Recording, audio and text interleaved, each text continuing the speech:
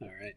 The volume of a cube is expanding at 0.3 cubic centimeters per second.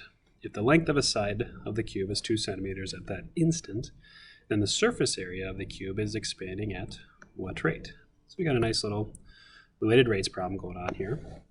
So dv dt is 0.3 cubic centimeters per second. And the length of the side is 2 at that instant surface area. So let's come up with a couple of equations. Anytime we see, volume, our volume equation is side cubed. And our surface area equation of a cube, there's 6 sides, and each one of them is s squared. So 6s squared. And we want to know dSA, or dA, I guess we just call that, dA dt, and we know dV dt. So I think we're probably going to have to relate both of these. So a good implicit differentiation problem. Let's derive this side right here. dV dt is 3s squared times our ds dt. That's our implicit differentiation review right there. And we know everything in this problem, so we can solve for ds dt pretty quick. dv dt was 0.3, and 2 squared ds dt. So when I divide 3 times 9, or 3 times 4 over, I get ds dt is 0.025, and that would be in centimeters per second. So now we look over here, we want to know how the surface area is changing. So we want to know dA dt, and that's equal to 12s ds dt. So now we can just substitute everything in here. That was our 0.025, our s is 2, and 12. And it's calculator active, so we should get 0.6. And the area would be in centimeters squared, but they had all those labels for us anyway. Good. And we've got another particle problem. A particle moves along the x-axis so that its acceleration after 0 is given by this function. If the particle's velocity at 0 is 4, what is the velocity at 3? So a nice little, review problem again. Anytime we say a particle moving, we can think of ourself walking. So we've got our person walking this way, and the acceleration is here. And they start at 0 with a velocity of 4. So how fast are they moving at 3? So to find velocity, we can add our acceleration. So we want to integrate that from 0 to 3. And we don't want to forget our initial condition of 4. So 4 plus whatever we gain here. T plus 1 over the square root of t cubed plus 2. And this is definitely calculator active.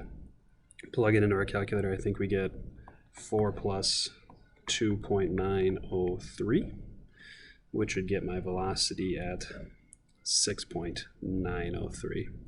You almost, obviously you can't count on this, but if you were totally going to guess, you should see a relationship between these two. There's your trick problem, right? If you forgot to add the 4. Sometimes that works, but it's always just a nice way to check your answer, oh, look, they were trying to trick me there, so I'm for sure getting this one right.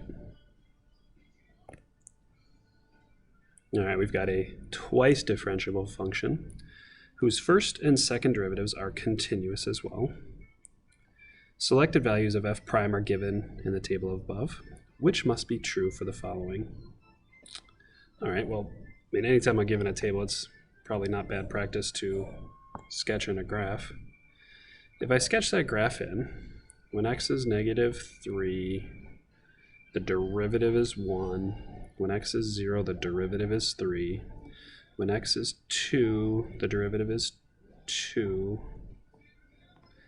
When x is 4, the derivative is 1.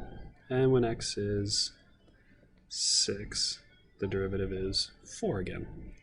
So we know that if it's twice differentiable and of course continuous, then it has to be smooth. This has to be smooth in order for it to be twice derivative. So we've got that. Which of the following must be true from -3 to 6? And all of these are talking about the function. And this is the derivative. The function is increasing. Well, there's no way the function is increasing if it goes from 3 to 2. Has no critical points. From what we've sketched, it has to have at least 2 critical points. The graph is concave up. It definitely has to be concave down here and concave up there. Has at least 2 relative extrema. The derivative has to equal 0, and this derivative actually never equals 0, as far as we can tell. It might, and I'll sketch a really light graph in here, like it really might, it could look anything like this. We don't know, but the words of must are important here. So it never has to cross 0. So then that leaves us with f, the graph of, or E, the graph of f has at least 2 points of inflection. And points of inflection are when the second derivative equals 0, which would be when the first derivative has a slope of 0. And that happens for sure at least twice. So that is no doubt the only possible answer. All right, f of x equals x squared natural log of x. The average value of f over the interval from 1 to 5 is, average value. Very key to read average value versus average rate of change. 2 very different problems.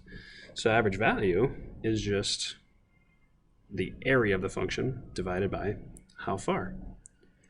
So definitely get a sketch of your graph in there, but 1/4, which would come from 1 over 5 minus 1, from 1 to 5 of f of x in my calculator.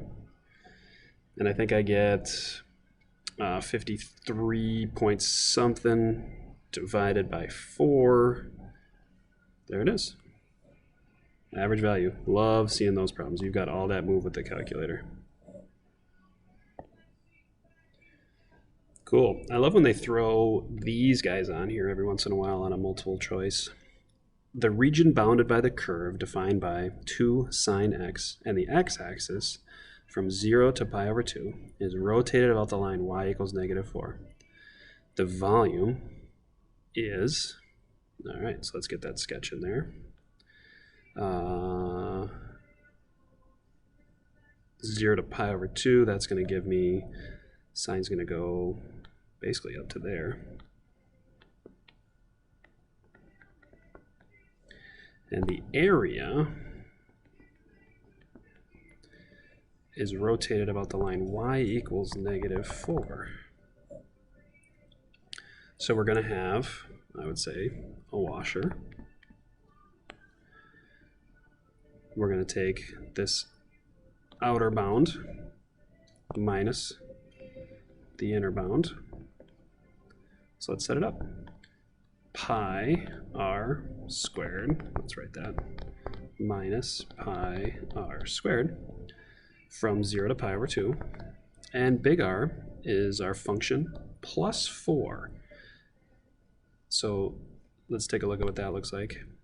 This is our big R, which would be our y value, which is 2 sine x plus 4 squared minus this guy, 4 squared. Calculator problem, set it up. There it is. Good work. Good calcin.